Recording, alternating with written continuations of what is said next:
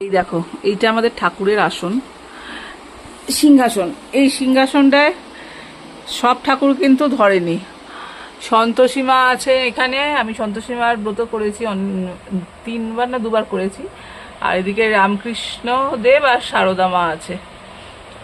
আর এইটা হচ্ছে সিংহাসন, এখানে লক্ষ্মীনারায়ণ, মা কালী, তারপরে এটা হচ্ছে শ্বেতকালী, তারপরে মহাদেব, আরও সবাই আছেন, লোকনাথ বাবা, তো সবাই আছে। আর এদিকে হচ্ছে জগন্নাথ দেবও আছে বোধহয়, সরস্বতী মা আছে, সবাই আছে আর কি।